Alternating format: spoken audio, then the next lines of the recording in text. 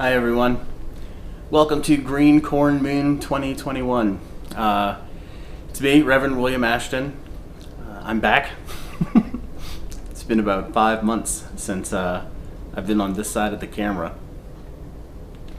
And an interesting 5 months it's been, I'm sure, for everyone. Let's jump right into Green Corn Moon. But first, let's take a few breaths together to ground and center and to arrive in this space and time. Just feel your body as you inhale and exhale. Come into this time, into this place, into this moment that we can be together through the magic of the internet and little ones and zeros flying through space. It's pretty amazing with the separation we have in community that we could still stay connected in this way. As you breathe, let that thought bring you some peace. That even though we're far apart, that we could still be together.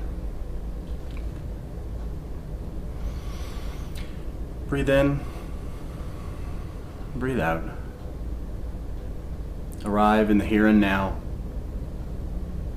Just for a short time. We put aside concerns from our everyday to tune in to this lovely ritual that my wife has set up for me to move all the bits and pieces through. First, I'd like to start our offering cycle with this piece of organic tobacco for the spirits of the first peoples whose land on which we reside and do our holy work. Spirits of Apache and Arapaho, Ute and Cheyenne, Shoshone, and all the unnamed tribes even in the state of Colorado and beyond. We recognize our history. We don't run from it. And we choose to make right what was once made wrong. So say we all. Next, we offer a little something spicy to the spirits of inspiration, to the powers that inspire us, that make us say clever things in hopes that we don't screw it up too bad.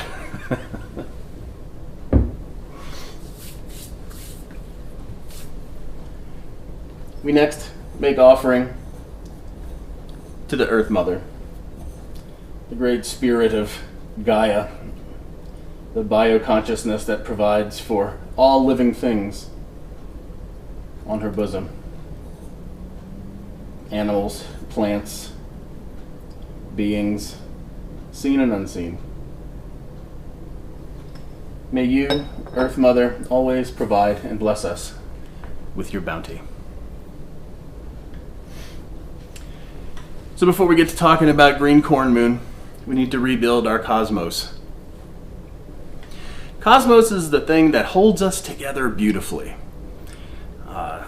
Cosmos is to put in order, like cosmetics, cosmetology. What you're really doing in those arts is you're not changing, you're bringing into beauty and balance with just the right amount of things. And in the same way, with just the right amount of parts, we can have something that can hold up our belief systems, our sacred work. So in the spirit of that, we offer coins to sanctify the well.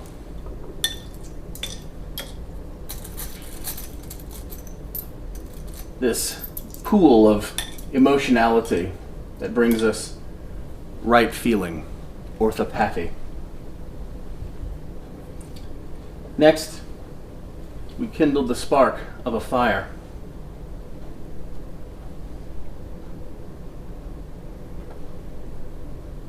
That transforms, that has the power to transform even thought and creates right mind, orthodoxy, right belief. And finally, the things that connect these obscure and nebulous ideas of mind and feeling is the tree, that physical bit that's in the world in between, in our realm, in that middle place. It's the doing part. It's the orthopraxy, the right doing. So in bringing together right mind, right belief, right action in the physical world, and right feeling, we have a complete cosmos not only within ourselves, but in the greater world around us. The triple hallows, both externally and internally. Next, we want to invite the denizens of those realms. First, I'd like to welcome the spirits of our ancestors, those who have gone before us, our honored dead, whether they be of blood and bone, whether they be of spirit and heart. Like Southern folks and the ACLU and Southern Poverty Law Center like to say, y'all means all. Like all y'all. When I say y'all, my family, I mean all y'all. Whether we're getting on well or whether we're getting on in a bad way, that doesn't mean that I'm disconnected. I am of the same family that people who hate come from, as are we all. All of these people are our people. We've grown beyond tribalism. When I make offerings and invite the ancestors to this place, I mean all the spirits of those who have gone before, that they can teach us, that we can learn from them, that we can make right in today's world what was made wrong in theirs. Next, I invite the spirits of the middle place,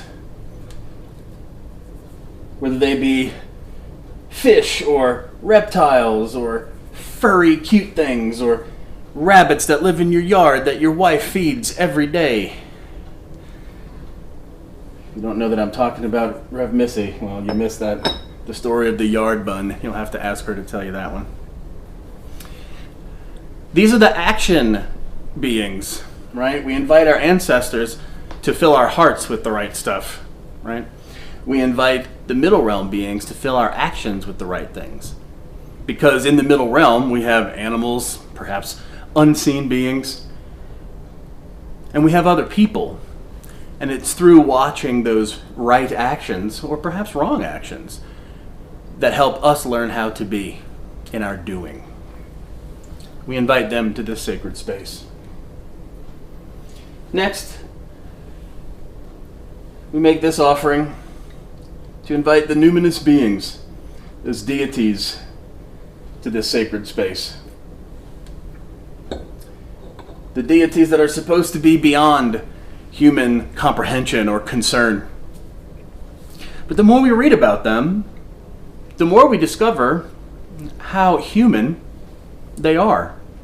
Aside from some special superpowers or nifty toys or incredibly long lives, we learn that usually I've found that we learn what not to do from the stories of the gods. Here's when, fill in the blank with a particular deity, did something that turned out to be terrible, and they ended up having to show up with their hat in their hands to try to fix things. Or this deity did this terrible thing, and me as a person does not ever want to do those things. But from that right action, that right heart, we also need right mind. We need our thoughts to be inspired. And whether we get to that place of inspired thought through knowing what not to do or through knowing what to do, these numinous beings are what will help to inspire us get there. So may the ancestors, the kindred of nature, and the shining numinous gods join us at this sacred place in this sacred time. So now, on to the moon. Well, we call it around here green corn moon. Colorado grows corn. It's one of the things Colorado grows. We've already been through first harvest, which was peaches and apples and things like that, tree fruits. But now we're at like those land grasses, those grains. We're at that time. And the corn right about now usually gets green. It's the just before time that the corn is ready. When I was thinking about this earlier, I thought of one of Aesop's fables, the ants and the grasshopper. And the spirit of, if you've never heard this, I'll give you the Reader's Digest condensed version. This grasshopper was walking along without a care in the world, just bounding through, and comes across these ants, who he's just watching these ants. He's breaking a sweat. Whew! You guys are just working your tails off. And here's all these little ants carrying things and building things and storing little bits and preparing, getting ready for a time that is not necessarily the present moment, which the grasshopper is hell-bent on enjoying. And he says, "You need to be lying in the sun and taking it easy," says the grasshopper. And the ants are like, "Well, winter's a-coming." Like Ned Stark says, winter's coming. So we have to get ready for this while the getting's good. Right now, we are preparing for a time that is unseen, but we know will come. Grasshopper says, "Nah, man, you guys need to take it easy, man. Seriously, have some fun. Dance a jig with me." Starts playing his fiddle. And they're like, "Nah, we got work to do." Well, later in the story, winter does indeed come. Thank you, Ned Stark, and Mother Nature and science. Thank you, all those things. Winter shows up, and there's Grasshopper, freezing his tail off, has no preparations. His cupboards are bare. He's having to wander for provisions. And the ants see him, and they're like, "Oh, there's that dipstick Grasshopper. Let's help him out." They invite him in. They show him a new way of being, a way of preparedness. At least that's how I heard it. In all stories, no matter how you hear them, or at some point in time, true and accurate. So work with me here. That being said, the idea of green corn moon is that idea of preparing for a time that we can't see, but we know is coming, in a time that it's not quite yet ready to start that preparation. So we're preparing for the preparing. We're getting ready to make a difference that's going to make a difference. Okay, it's the systemic doing, right? This is the time of that preparation, of getting ready for those next things, getting ready for that second harvest. We've already harvested and started the canning process on some of our tree fruits and other things. Well, now it's coming up time to get ready for our grains, those rich, sustainable grains, the grains that are going to bake things and make all sorts of different, grains are remarkably versatile when it comes to sustaining a community. And that's what this is. This is the preparing to harvest those grains and to get the land and yourselves ready for that great harvest. In thinking about that, I'm thinking just about the state of the world. What have we been preparing for? And it also seems like only half of us are preparing. When we watch the numbers that hospitals and medical professionals and science tells us, it shows us that we are all not behaving like the ants. But somehow the grasshoppers out there have convinced themselves that the laissez-faire actions that they're taking are quite ant-like and diligent and preparing for something that they may see coming while the ants do not. Children of Earth, when we look back at histories, when we look back at archaeological evidence, when we look back at ancient mythos and stories, all of this has happened before, and all of this is happening again right now. And the fact that so few of us learn from it and see, perhaps is even a deeper lesson of the green corn moon. Something to reflect on and to encourage others to reflect on for at least the next 4 weeks. So, with that being said, we make offering to our sacred shining timekeeper, our moon, known in this time and place as the green corn moon, the moon of preparedness. Sacred and shining timekeeper, to you we make these offerings. Accept these offerings and cast your blessings and inspiration unto us. Sacred moon, accept our offering. So, just because I am human, even though we have built a swell cosmos, we have lit up all the things, we have invited all the beings, seen and unseen, even talked about the moon and how special our moon is. I'm a human. I screw things up all the time. I make mistakes. And just in case, this is our just in case offering. just in case we dropped the ball on anything, left something out, said something foolish, sneezed in the middle of that beautiful liturgy that you were so looking forward to, whatever it might have been. We ask that you accept this final offering, dear spirits, dear inspiring beings, and grant your blessings unto us nonetheless. Because it's our humanity that gets us doing these things. It's also our humanness that causes those screw-ups. So, those screw-ups, even those things, they have to be sacred too, right?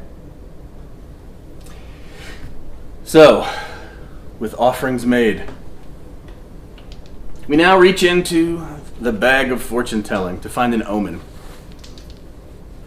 Now, is this necessarily fortune telling? Do I believe that, this will come to pass? Maybe.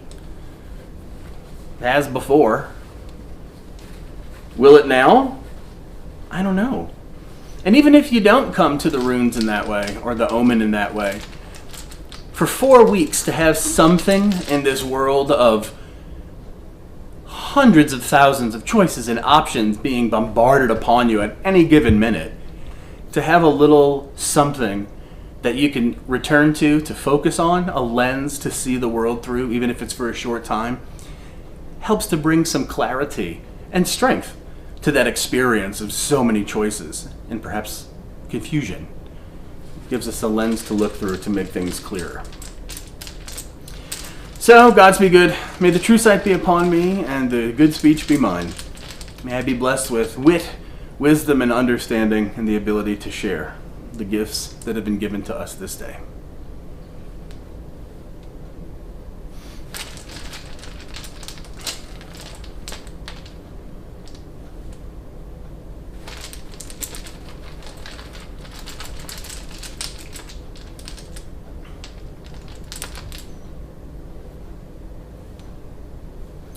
Well,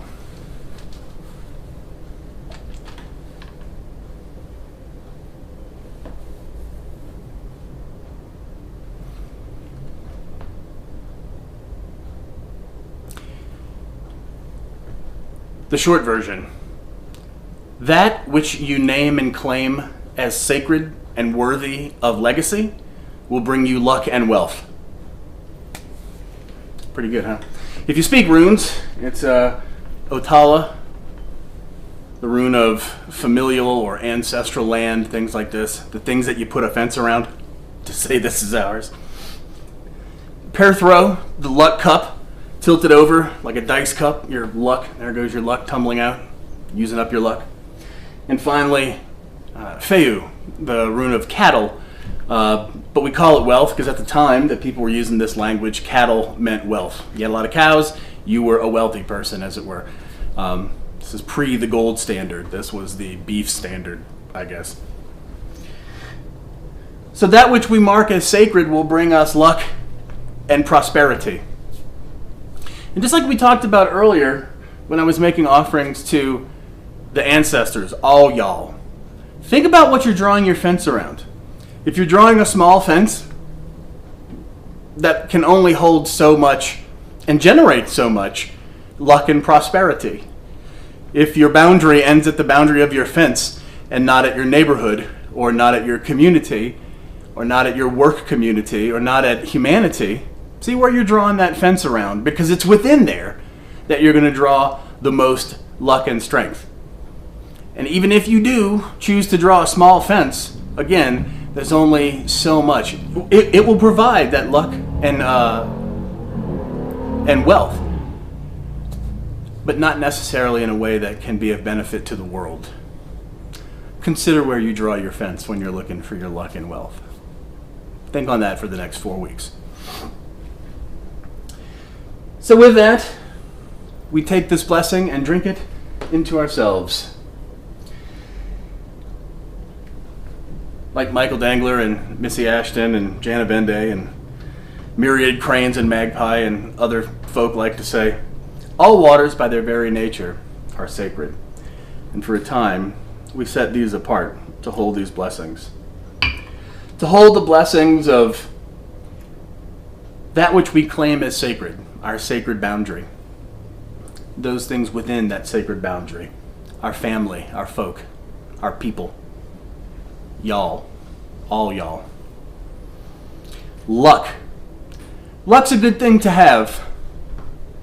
Because sometimes it's really just the last little thing that you might need to be the spark to get the whole kindling bundle going. And next is wealth. In a time where we're having to kind of redefine what wealth looks like, what the amassing of wealth has done to us as a people and the land and to everything around us. It's a time to consider, what are we wealthy in? Wealthy in friends, perhaps. Wealthy in dollars. Wealthy in houseplants or cats. This is our prosperity, and prosperity isn't necessarily a singular thing, just like this rune teaches. I mean, it used to be cows. If we're basing wealth on how many cows we have, well, the prairie home has none. So my guess is that lots of y'all probably don't have cows either.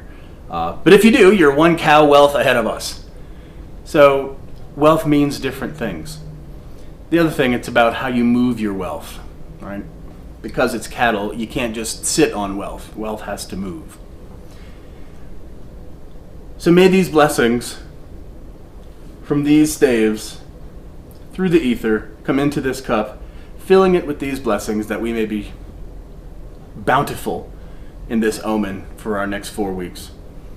That we may know these blessings within us so that we can express them outside of us and beyond ourselves. Blessings flow through us, sustain and renew us. Behold, children of earth, the waters of life. If you've got some waters at home, drink along with me. I'm going to pass this off camera to Reverend Missy. Give her a sip. I'd like to offer a quick prayer before we wrap up. Just for, let's just focus on our land. Let's say the U.S. right now. Lots of parts of it are on fire. And the air is poisoned with smoke. Other places it's just hot. Uncharacteristically hot and dry. And there's drought. In other places it's uncharacteristically wet and flooding. With storms, hurricanes. And we see these things all over the world. It is my sincere prayer that the kindreds hear our plea for an awakening of mind and heart, so that we may intercede in this climate crisis that has been unequivocally proven that we and our ancestors have had a hand in. May we awaken to this reality and do something about it immediately. So say we all. With that said, thank all the powers that have joined us. Thank you, Sacred Moon. Thank you, God and divine beings. Thank you, ancestors. Thank you, nature spirits, for joining us here at this time, at this place. For all your aid in our lives, we offer our full honor and thanks. Kindreds all and Sacred Moon, we thank you. Now may the fire be but flame, the well be but water, and the tree be once again a pillar of wood, and everything go back to how it was, save for the magic and blessings we have taken from this time and place. We thank the inspirational spirits and the Earth Mother, both who are always with us in abundance. And with that, children of Earth, our rites of the Green Corn Moon 2021 have come to a close. Thank you again for tuning in. No matter how many of you watch this live or how many of you tune into this later, thank you. Truly. We're very grateful. We look forward to a time very much where we get our health situation according to science. Science gives its big stamp of approval under control, because we have a new fire pit coming. We have successfully raised the money for our fire pit. It is on order and should be here in several weeks. It's being crafted as we speak. So we're hoping to get at least a few people who have been vaccinated and are willing to wear masks still around the fire once again. I look forward to that time very much, and I hope you do too. Thank you, and until the next moon, may blessings go with you in every element of your life. Good night.